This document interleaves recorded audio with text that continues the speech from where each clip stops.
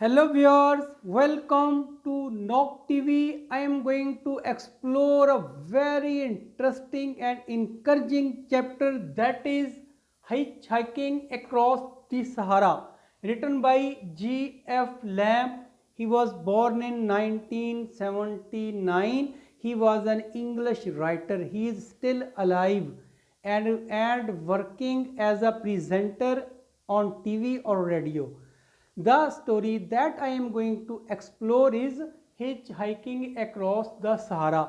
What is Sahara? सहारा दुनिया का तीसरा बड़ा सहरा है और इसका नाम ही सहारा है। और आपको ये पता है कि जितने भी डेजर्ट हैं उनके नामों के साथ दी लगता है, चूँकि डेफिनेट है ये, तो सहारा डेफिनेट नाउन है, इसके साथ डेफिनेट आर्टिकल ही लगेगा दी।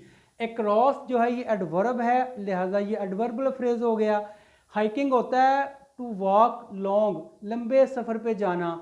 जो लोग स्काउट रहे हैं, स्काउटिंग की है या जिन्होंने ट्रेनिंग की है किसी भी तरह की, आर्मी की ट्रेनिंग में भी लेके जाते हैं दूर तक पैदल, साथ थोड़ा सा लोड उठा के, वजन उठा के, तो हाइकिंग होती है लंबा सफ़र, पैदल लंबा सफ़र। हिच कहते हैं किसी के साथ जुड़कर, फ्री में जाना, मुफ्त जाना, लिफ्ट लेकर जाना। और हिच का एक और मतलब भी होता है, आपने देखा होगा अक्सर कारों के पीछे छोटी सी दो पहियों वाली डिग्गी लगाई होती है, उसमें अपनी चीज़ें होती हैं ज़रूरत की, साथ टो करना, जोड़ना, फास्टन करना, यानी किसी के साथ जुड़कर जाना, ये कह सकते हैं आप, टो करके जाना। तो इस सारे का मतलब ये है कि लिफ्ट लेकर दरिया सहारा का सफ़र करना। सहारा मैंने बताया ना दुनिया का तीसरा बड़ा सहरा है। इसमें किसने सफ़र किया, क्यों सफ़र किया और कैसे किया, तो इसी की हम बात करने वाले हैं। और इसी के बारे में एक अमेरिकन जिसका नाम था रॉबर्ट क्रिस्टोफर, रॉबर्ट क्रिस्टोफर ने ये सफ़र किया था और उसका रूट भी मैंने बनाया है। उसका रूट बोसादा से शुरू हुआ था, फिर गौडाया गया था, फिर अलगोलिया गया था वो, फिर इंसला गया था वो, फिर तमनराज, फिर टम्बकटू। अब ये सफ़र उसने क्यों किया ये रूट में आपको बताऊंगा, समझाऊंगा साथ साथ। But let me something about the childhood of the Christopher. Christopher एक नटी बॉय था, शरारती बच्चा था। इसकी जो वालदा थी that was a foster mother, एक सौतेली माँ थी। जब ये तंग करता था, जब ये माँ को तंग करता था, तो ये माँ इसको डराती थी कि चुप कर जाओ, तंग ना करो वरना मैं तुम्हें टम्बकटू छोड़ दूंगी। टम्बकटू छोड़ने का मतलब था कि बहुत दूर छोड़ दूंगी। ये एक सहराई शहर है, सहरा में शहर है जिसके ऊपर फ्रेंच डोमिनेशन था एट दैट टाइम। अब वो डराती थी जैसे आज हम बच्चों को डराते हैं, मॉन्स्टर आ गया, जिन आ गया वगैरह वगैरह, इसको डराती थी। बजाय इसके कि ये डरता, इसने अपने दिल में ये चीज़ बिठा ली कि मैं देखना चाहता हूँ व्हाट इज़ टम्बकटू। जो मेरी माँ डराती है ये कोई ख़ास चीज़ ही होगी। और ये थोड़ा सा जो था बड़ा हुआ और इसने फिर, इसके पास सिर्फ $8 थे जब इसने पूरी दुनिया देख ली। उसके बाद इसने सफ़र शुरू किया था टम्बकटू का। लेकिन इससे पहले आपको बताता चलूँ जो सहारा डेजर्ट है वो कितना बड़ा है। देखें सहारा डेजर्ट में आपको बता चुका हूँ कि तीसरा बड़ा सहरा है, 9.2 मिलियन किलोमीटर स्क्वायर इसका एरिया है। और ये एक मुल्क में नहीं है, इसकी ये कई मुल्कों में है ये। जिस तरह के अल्जीरिया में भी है ये, चाड में से गुजरता है ये, इजिप्ट मिस्र में से गुजरता है। आपने एक चैप्टर पढ़ा है a passion in the desert, जहाँ एक फ्रेंच सिपाही जो था वो डेजर्ट में रास्ता भूल जाता था और वो शेर की गार में चला जाता था, चीते के साथ उसकी दोस्ती हो गई थी, फिर चीते को उसने मार दिया था। यही डेजर्ट की बात कर रहा था वो। फिर लीबिया में से ये सहरा लीबिया में भी है, माली में भी है ये, बल्कि माली का शहर है टम्बकटू आजकल, और नाइजर में भी है ये, और मोरितानिया से गुजरता है ये, फिर सूडान में भी है ये, और ट्यूनिस में भी है। आपको पता है बर्रे सगीर में भी चुलिस्तान, थर जैसे सहरा हैं। तो सहराओं में आबादी होती है लेकिन बहुत कम होती है, दूर दूर तक आबादियाँ होती हैं, फैसिलिटी कोई नहीं होती। लोग महीनों, दो दो तीन तीन महीनों किसी से रब्ता नहीं कर सकते। एक आध ट्रक जाता है उनको ज़रूरत की सामान दे आता है, इस तरह आबादियाँ होती हैं। तो ये जो सहरा हम जिसकी हम बात करने वाले हैं ये भी ऐसा ही है। इसमें भी 3 तरह के लोग रहते हैं। इसमें कुछ शहर दिखाए गए हैं लेकिन वो शहर ऐसे ही हैं, उनके एक शहर से दूसरे शहर जाना जान जोखों का काम है। अब ये जो शहर दिखाए गए हैं, ये जो इसकी इसकी लेंथ दिखाई गई है। अब जब आप इसकी बुक खोलते हैं, कहानी शुरू करते हैं, सबसे पहले इसकी जो बड़े होने की जो पहला सेंटेंस ही ये है, देखें आपकी बुक का पहला सेंटेंस क्या है। if a giant were to pick England up and put into down into the middle of the Sahara, कह रहा है अगर कोई जिन हो और जिन पूरे के पूरे इंग्लैंड को उठा ले, पूरे के पूरे इंग्लैंड को उठा के सहारा के अंदर रख दे, यानी सहरा डेजर्ट में रख दे, पूरा पूरा मुल्क उठा के रख दे, तो क्या होगा? We should have quite a task. Quite a task होता है वेरी डिफ़िकल्ट टू फाइंड, तो हमारे लिए इसको पाना मुश्किल हो जाएगा, हमें मिलेगा ही नहीं। कहाँ पड़ा इंग्लैंड? इंग्लैंड से कई गुना बड़ा है ये। तो उसने कहा इंग्लैंड ही नहीं मिलेगा हमें, इतना बड़ा सहरा है। तो सहरा में ज़ाहिर लोग रहते हैं, तो 3 तरह के लोग वहाँ रहते हैं, मैंने आपको बता चुका हूँ। एक उनमें बर्बर हैं। बर्बर कबीला जो है वो जिप्सी है, वो नोमैडिक हैं, वो चल फिर के वेजिटेशन की तलाश में, पानी की तलाश में रहते हैं। जहाँ कुएँ होते हैं, सहरा में कुएँ भी होते हैं, सहरा में नखलस्तान भी होते हैं, ओसिस जिसे कहते हैं, पानी भी होता है और दरख्त भी होते हैं। और सारा सहरा नहीं होता, इसके अंदर ऐसे कुएँ होते हैं। और जो लोग सफ़र करते हैं सहरा में, उनके पास नक्शे होते हैं, मैप होते हैं, उनको पता होता है कि फ़लाँ फ़लाँ जगह पे कुएँ होंगे। आपको पता है पहले काफ़िले ऐसे सफ़र करते थे, उनको पता होता है कुआं फ़लाँ जगह लाजमी होगा।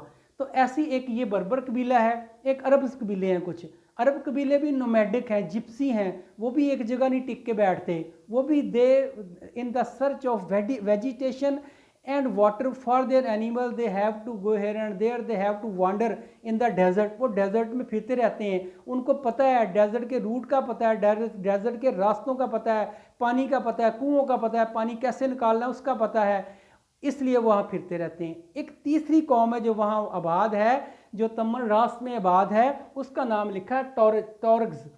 वे टॉरग पीपल हैं, ये टिक्के बैठने वाले, ये नोमैडिक नहीं है, ये नॉन नोमैडिक हैं। ये वहाँ गए, इनके घर हैं, इनका अपनी वहाँ यूँ कह लें कि वहाँ के ये सरदार हैं तमन राष्ट्र के, ये तमन राष्ट्र में रह रहे हैं। कौन? टॉरग। ये 3 तरह के लोग वहाँ रह रहे हैं। इसकी लेंथ कितनी मैंने आपको बता दिया है कि एक जिन उठा के पूरे का पूरा इंग्लिस्तान इसमें रखते तो आपको नहीं मिलेगा। इसका सफ़र इसने क्यों किया मैंने आपको बता चुका हूँ। इसकी वालदा इसको डराती थी, इसलिए इसने बड़े होकर सोचा कि मैं सफ़र शुरू करूँगा। इसने अपना सफ़र शुरू किया बसादा से। बसादा एक अल्जीरिया का एक टाउन है, अल्जीरिया का टाउन कह लें, आजकल सिटी बना हुआ है, वो एक टाउन है, वहाँ से इसने सफ़र शुरू किया था। और 3200 किलोमीटर के दूर टम्बकटू है जो इसने जाना है इन द डेजर्ट, सहरा में ही जाना है। और जाना कैसे है? हिच हाइकिंग, स्लो झटके खा खा के स्लो सफ़र। अब इस सफ़र का आगाज़ होता है। इसने सफ़र का आगाज़ किया बसादा से। बसादा मैंने आपको बता दिया अल्जीरिया का टाउन है। 1956 में इसने सफ़र का आगाज़ किया था। और साथ ही इसने कहा था कि ये एक कैसे किया इसने, जो वहाँ के परमिटिव लोग हैं ना, जो वहाँ के नेटिव लोग हैं सहरा के, वो इस बसादा को कहते हैं पोर्ट ऑफ डेजर्ट। ये डेजर्ट की पोर्ट है, यहाँ से डेजर्ट स्टार्ट होता है, इनिशिएट होता है, यानी कि initial town of the desert, desert का इनिशियल सिटी है, यहाँ से डेजर्ट स्टार्ट होता है। और ये पूरे साउथ अफ्रीका तक फैला हुआ है। और ये साउथ अफ्रीका का ही कंट्री है अल्जीरिया, जहाँ से इसने सफ़र शुरू किया था। अब इसको पता चला कि एक ट्रक जा रहा है, उस ट्रक में साउथ की तरफ जा रहा था। उस ट्रक में इसने लिफ्ट मांगी उनसे। उसमें एक ड्राइवर था और एक ग्रीसर था। ग्रीसर कहते हैं ग्रीस देने वाला, पानी देने वाला, तेल चेक करने वाला, उसका जो हेल्पर कह लें आप, वो साथ था। और इसने उनसे कहा कि मुझे भी साथ ले चलें गुरदाया तक। गुरदाया नेक्स्ट मंजिल थी ना इसकी, गुरदाया जाना था इसने। उस ट्रक वालों ने इसको लिफ्ट दे दी और वो इनके साथ बैठ गया। इसके पास फ्लास्क पानी की बोतल थी। कह रहा है कि 2 घंटों बाद जो फ्लास्क के अंदर पानी था ना, वो चाय बनाने वाला गर्म हो गया, यानी इतनी बाहर गर्मी थी। और ट्रक की रफ्तार जब पहले 32 किलोमीटर पर आवर थी, बाद में 20 किलोमीटर रह गई इतनी गर्मी में। अब कह रहा है कि हमारे पास से एक तेज़ी के साथ एक ट्रक गुजरा, fast moving weapon carrier truck था वो। उसने हमें ओवरटेक किया। तो मेरे दिल में ख्याल आया कि ये स्लो सफ़र छोड़कर मैं ट्रक वालों से रिक्वेस्ट करता हूँ वो मुझे साथ ले जाएंगे। अब ये ट्रक वालों के पास गया, उसको रोका, उनसे कहा कि मुझे गुरदाया ले चलें आप। गुरदाया वो उसने कहा कि ये एक आर्मी का ट्रक है and civilian are totally banned, civilian are strictly forbidden to sit in the army truck. और वो लेफ्टिनेंट था जो उसका इंचार्ज था। इसने कहा था कि मैं भी आर्मी में रहा हूँ। असल में रहा नहीं था ये ना, ये इसको आर्मी ने इजाज़त दी थी, इसको minister of war minister of war ने इसको एक परमिशन दी थी, एक परमिट ऑर्डर जारी किया था कि तुम फ्रेंच फॉरेन लीजन के ना मेंबर बन जाओ। ये जिसे कहते हैं फ्रेंच फॉरेन लीजन का मेंबर बना था, इसलिए बना था कि he was asked to collect some material of an article, कि एक आर्टिकल का मटेरियल कलेक्ट करना है, तुम इनके साथ सफ़र कर सकते हो, जा सकते हो। तो अब ये इसलिए इसके पास वो परमिट था आर्मी का, इसने उसको दिखाया कि ये देखो मेरे पास परमिट है। असल में परमिट कैंसिल हो चुका था, बाद में विदड्रॉ कर लिया था, उसके पीछे स्टैंप लगा दी थी कैंसिल की, लेकिन लेफ्टिनेंट ने पीछे से नहीं देखा, उसने परमिशन देखी, उसने उसको बिठा लिया। अब गुरदाया जाकर उसको उतार दिया। अब गुरदाया चले गए हैं। गुरदाया शहर जो था, उसने कहा इसे मक्खियों का शहर भी कहते हैं, द सिटी ऑफ फ्लाइज। मक्खियाँ बहुत ज़्यादा थी इस शहर की। ख़ास बात आपको ऑब्जेक्टिव भी आ सकता है, what was the specialities of a गुरदाया। गुरदाया की ख़ास बात क्या थी? कह रहा कि उसमें मक्खियाँ बहुत थीं। अब उस में अब उसने कहा तो कोई भी खाने वाली चीज़ जो होती थी ना, जिसका दूर दूर तक खाने के तल्लक होता था, वो मक्खियों से ढकी होती थी। और खाने का नवाला जब तक गले में ना चला जाए, आपको यकीन नहीं आता कि मक्खियों के बगैर आप खा रहे हैं। तो कह रहा मैंने रोड पे बच्चे देखे, सड़कों पे बच्चे देखे। बच्चे कैसे थे? उनके मुंह जो थे फ्लाई से भरे हुए थे, मुंह के ऊपर फ्लाई बैठी थी। बल्कि उसने एक सेंटेंस यूज़ किया आपका, उसने कहा था they all were a mask of flies. Fly के मास्क बने हुए थे वो। अब वो कह रहा है कि वहाँ फिर उसके बाद मैं कुछ दिन रहा, फिर वहाँ कहते अगला ट्रक जो था ना, उस पर जाने के लिए मैं बैठ गया। अगला ट्रक का ड्राइवर का नाम लिखा मैंने, हैंड आउट है, और उसके साथ भी ग्रीसर था, उसके साथ ये बैठ गया। और उससे इसने परमिशन ली। वो 10 टन वजनी ट्रक था, हैवी ट्रक था, लेकिन न्यू था, स्पीडी था, पावरफुल ट्रक था। उसमें बहुत कुछ सामान लोड किया हुआ था। सामान क्या क्या था उसके अंदर? सामान भी आपकी बुक में लिखा हुआ है, मैं भी आपको बता देता हूँ। उसमें पिन्स एंड नीडल्स थी, उसमें सोइंग मशीन, उसने कहा है sewing machine, pots and pans थे, मशीन्स पार्ट्स थे, उसके अंदर कुछ और भी होगा। मैंने बताया ना कि उन लोगों की ज़रूरत की चीज़ें देने के लिए ट्रक जाते रहते हैं, लेकिन बहुत कम जाते हैं, पूरा सामान लेके जाते हैं, पूरा अपने इंतजामात के साथ जाते हैं। अब कह रहा है कि हम वो सड़क पहले 10 किलोमीटर तो सड़क पक्की रही, हम जाते रहे, ठीक रहा, सारा कुछ ठीक रहा। फिर कह रहा है हमारा ट्रक जो था ना, वो सॉफ्ट सैंड में घुस गया, यानी penetration of wheels in the soft sand. Soft sand के अंदर ट्रक घुस गया। लेकिन जो ड्राइवर जाते हैं उन्होंने अपने इंतजाम भी किए होते हैं। उन्होंने फौरी तौर पे 10 फुट स्ट्रिप्स पट्टी निकाली, लंबी सी 10 फुट की स्टील मैश, स्टील की बनी हुई, एक स्टील का कह लें, एक स्टील की छोटी पटड़ी बनी हुई निकाली, वो आगे बिछा दी, उसके ऊपर ट्रक चढ़ाया, और उसके ऊपर फिर पेनिट्रेशन नहीं होती। अब ट्रक जो था जो हार्ड जगह पे जब पहुंच गया, उन्होंने उसी को स्टील मैश को उठा के दोबारा ट्रक में रख दिया और साथ फिर सफ़र शुरू कर दिया। अब कह रहा है कि हमारे सफ़र के दौरान एक ड्राइवर ने मुझे एक स्टोरी सुनाना शुरू की। उसने कहा कि 3 इंग्लिश मैन अपनी कार में यहाँ से गुजरे थे, उनके पास एक दिन का पानी था, उनकी कार भी ऐसे ही सॉफ्ट सैंड में घुस गई थी, तो उनके लिए निकालना मुश्किल थी, वो प्यास से मर रहे थे। उन्होंने अपनी रेडिएटर से पानी निकाल कर पिया था, और एक बंदे ने तो कह रहा है कि जो क्रैंक केस का तेल होता है वो निकाल के पिया था, लेकिन बच नहीं सके थे, मर गए थे वो। अब कह रहा है कि मुझे ग्रीसर ने बताया कि आपका जो पानी था ना, आपने बैग में रखा हुआ, बैग किस चीज़ का था? गॉड स्किन का, गॉड स्किन का बना हुआ एक बैग था, पानी की मशकीज़ा कह लें आप। कह रहा है मुझे ग्रीसर ने बताया कि वो फट गया है। कह रहा है मैं बड़ा परेशान हुआ, चूँकि पानी पॉसिबल नहीं यहाँ। मैंने अपने नक्शे के मुताबिक देखा कि 50 किलोमीटर के दूर, 50 मील के दूर एक कुआं मुझे नज़र आया मेरे नक्शे में। तो हम वहाँ की तरफ चले, तो रास्ते में हमारे कई दफ़ा हमारा ट्रक जो था वो सॉफ्ट सैंड में घुसा, फिर हमने निकाला। फिर हम आस्ता आस्ता करके, कह रहा है कि रास्ते में मेरे पाँव में ज़मीन पे गिर गया, तो मुझे ऐसे लगा जैसे मैं बर्निंग कोल के ऊपर चढ़ गया हूँ, जलते हुए कोलों के ऊपर मेरा पाँव आ गया है। मैं जल्दी से जंप लगा के ऊपर आया। तो कह रहा है आहिस्ता आहिस्ता हम उस वाटर पॉइंट के पास पहुंच गए, उस कुएं के पास पहुंच गए। हमने जी भर के पानी पिया, ठंडा पानी पिया। देर वर पाम ट्री, देर वर फ्रूट ट्री, हमने वहाँ खाए, मौजें की। उसके बाद कह रहा है कि हम जो थे, हमारा कहता है जो शेड में टेम्परेचर था ना 130 फ़ारेनहाइट था, तो बाहर कितना होगा अंदाज़ा कर लें, बाहर 165 था। तो अब कह रहा है कि अल्लाह का करके ये गॉर्डाया से हमारा सफ़र ख़त्म हुआ। उसके बाद हम अल्गोलिया पहुँच गए। अल्गोलिया कह रहा है कि बहुत ही खूबसूरत शहर था, छोटा था, वहाँ कहते हैं एक ट्रू आइसिस था, एक सही मानों में नखलस्तान जिसे कहते हैं वो था। वहाँ पानी की बहारें थीं, फल लगे हुए थे और दरख्तों पे परिंदे चहचहा रहे थे, फल खा रहे थे, बड़े खुश थे। अब कह रहा है मैं वहाँ कुछ दिन रहा और आधा किलोमीटर दूर जो अलगोलिया से ना एक तालाब था पानी का, वहाँ कह रहा है मैं जाता था, नहाता था, पानी भी पीता था। वहाँ मैं कुछ दिन रहा, फिर मुझे पता चला कि अगली जो हमारी मंजिल है ना इंसला, वहाँ जाने के लिए एक ट्रक तैयार है। वो अम्यूनिशन का ट्रक था, तो कह रहा है 10 टन का वजनी था। उसका ड्राइवर बहमंड था, तो बहमंड को कह रहा है मैंने उसको रिक्वेस्ट की मुझे साथ ले चलो, तो एग्री हो गया मुझे ले जाने के लिए। उसने कहा ठीक है आप आ सकते हैं। अब उसने मुझे साथ बिठा लिया। ये सफ़र के दौरान उसने कहा था कि आप गर्मी से थोड़ा सा बच जाओगे, पानी में शराब आप मिला के तो पी सकते हो, लेकिन कह रहा वो मेरे लिए जहर साबित हुई। मैं वहाँ बेहोश हो गया। मैं वहाँ एक कच्चा घर था, कच्चा कमरा था, वहाँ आर्मी का ऑफिसर था। कह रहा मैं वहाँ ज़मीन पे लेट गया। उन्होंने मुझे अपनी सर से पगड़ियाँ उतार के, टर्बन उतार के, उसको पानी से भिगो के मुझे मालिश की, मेरे सर को लगाया, फिर मुझे होश आई। इस तरह कहता है हम इंसला पहुँच गए। अब कह रहा है हम इंसला पहुँच गए। इंसला का वहाँ जाके इंसला में और अलगोलिया का कंपैरिजन कराता है राइटर। वो कहता है इंसला जो था ये अपनी बका की जंग लड़ रहा था। यहाँ रेत ने घरों को खा लिया था, आधे आधे घर रेत में घुसे हुए थे।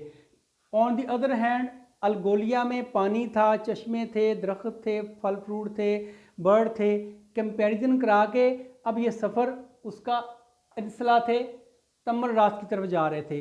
तो तमर रास्त में जाके उसकी एक मुलाकात होगी, प्रोफेसर साहब थे। यहाँ तमर रास्त में उसने कुछ दिन रुका है, क्योंकि मैंने बताया ना कि यहाँ ये टॉरग लोग रहते हैं, टॉरग लोग रहते हैं। और प्रोफेसर क्लाड बेलंगटन ने वहाँ रुका हुआ है, प्रोफेसर क्लॉड, और लोगों को तालीम दे रहा है, उनके लोगों को जहालत से नकार रहा है। और वो कह रहा है कि मैंने इनको कायल कर लिया पढ़ने के लिए। अब ये खुशी से पढ़ने के लिए तैयार हो गए हैं। मैंने बताया ना ये जो थे नोमैडिक नहीं थे, नॉन नोमैडिक थे, ये वहाँ रह रहे थे तमन रास्त में। और प्रोफेसर इसको मिलके बड़ा खुश हुआ है और उसने कहा था कि मैंने इन लोगों को तालीम देने के लिए अपने आप को बदल लिया है, क्योंकि ये लोग अगर उस एनवायरनमेंट में बदलेंगे तो लोग उनके साथ चलेंगे ना। अगर अपने ही कपड़े, अपना एनवायरनमेंट, अपना कल्चर रखेंगे, लोग इनके साथ नहीं चल सकते। आपने एक और पढ़ा था, चैप्टर था ओके बाय द सी, एक टाउन था, वहाँ एक लड़की टीचर गई थी। उस टीचर ने भी जाके शहर से गई थी, गांव में जाके गांव की तरह अपने आप को डाला ताकि बच्चे मेरे साथ जो है ना वो मिल सकें और मेरे साथ मिलके पढ़ सकें। तो ऐसा करते हैं। तो प्रोफेसर ने भी ऐसे किया। उसके तौरक कुछ शागिर्द भी तैयार किए थे। एक शागिर्द था, फॉर एग्जाम्पल उसका तौरक शागिर्द था बूबकर एक शागिर्द था।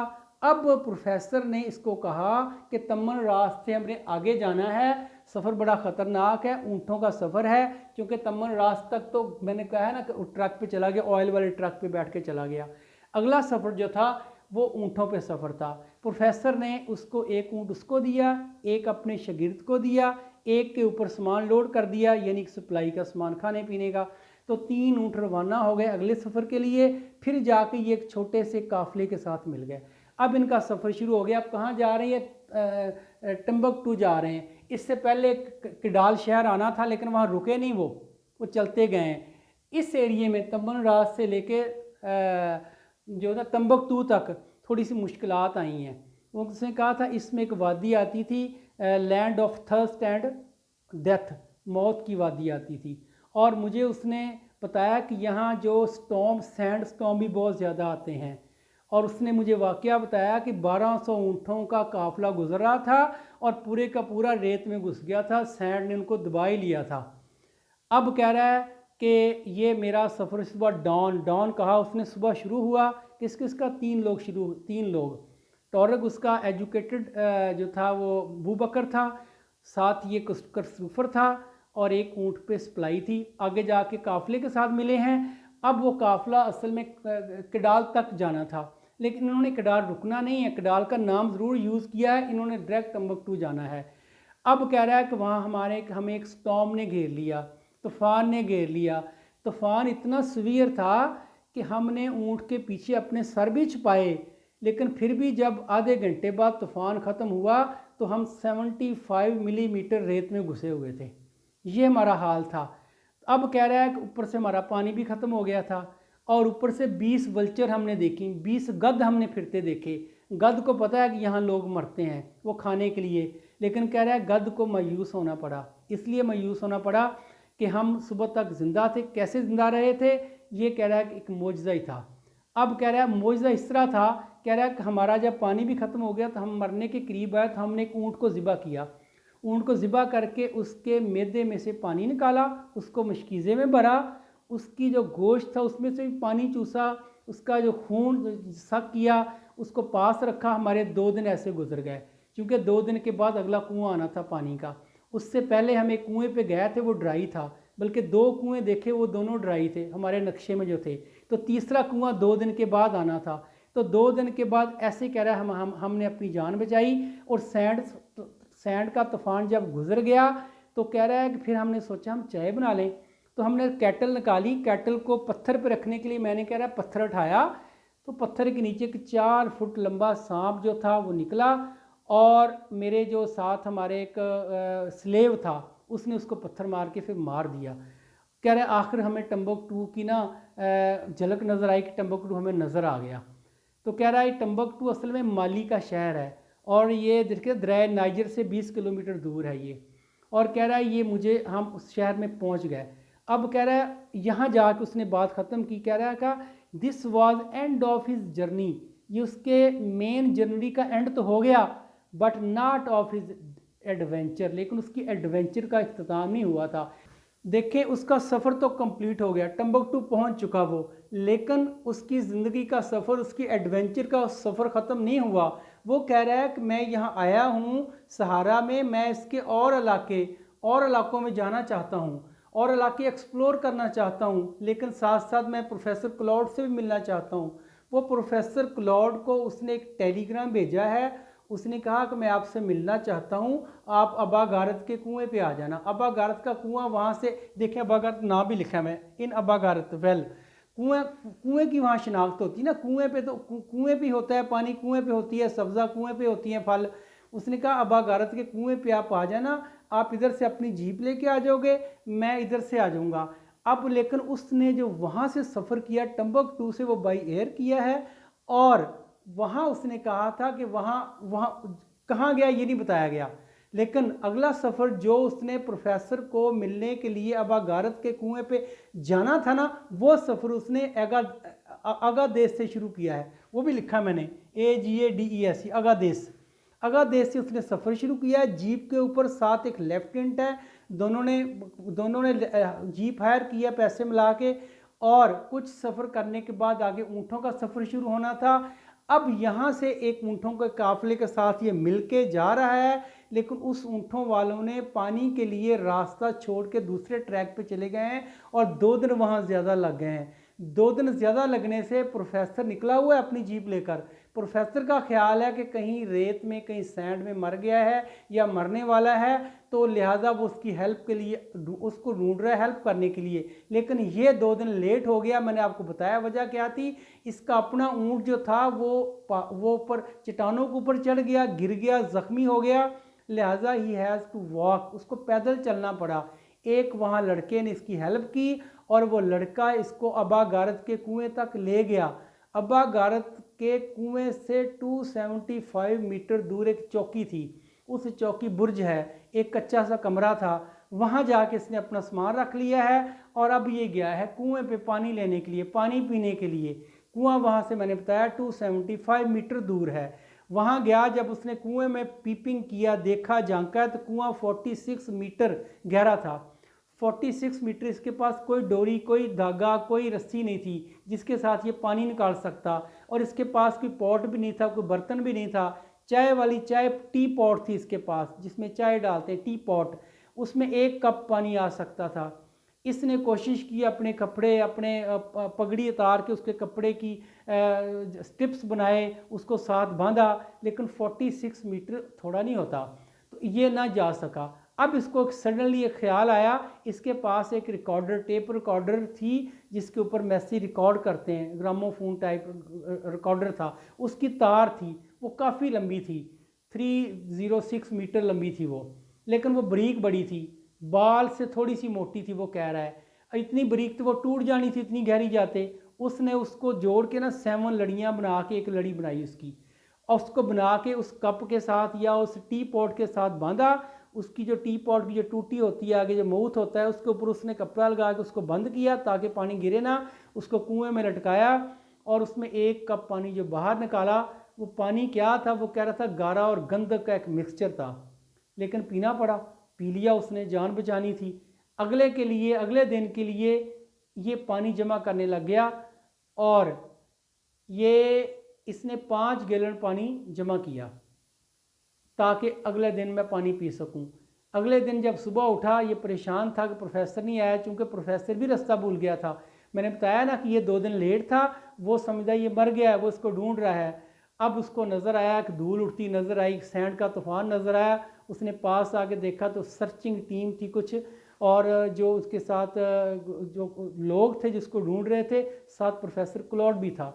तो उसने आके वहाँ देखा, इसको उठा के ले गया वहाँ से, और उसने एक सेंटेंस बोला है। उसने कहा प्रोफेसर, आखिरी सेंटेंस आपकी बुक का यही है, और यहाँ से आपका चैप्टर भी ख़त्म हो जाता है। और उसने आखिरी सेंटेंस कहा है, his foresight saved Christophers life. कह रहा उसकी फोरसाइट ने, उसकी छठीस ने, उसकी जहानत ने क्रिस्टोफर की जान बचा ली। जहानत ये थी कि उसको पता था कि यहाँ आएगा, तो वहाँ आया वो, बेशक 2 दिन लेट आया, वहीं गया वो, उसकी जान बचा ली। And enabled the hitch hiking journey cross the Sahara. और जो जिसका जो टाइटल था ना, टाइटल का था hitch hiking across the Sahara. उसने कहा इस सफ़र को एबल बनाया, काबिल बनाया, ताकि सफ़र के काबिल हो सका। किसकी वजह से? Because of professor Claude. अब कह रहा है and is return to the Hoggar range. अब वो वापस जो थे वो हॉगर रेन में आ गए। रेन कहते हैं इलाका, वहाँ एक इलाका था, सहराई में था एक, हॉगर रेन सेफ इलाका था, वहाँ उसको लेके आ गए, खैरियत के साथ घर ले आए।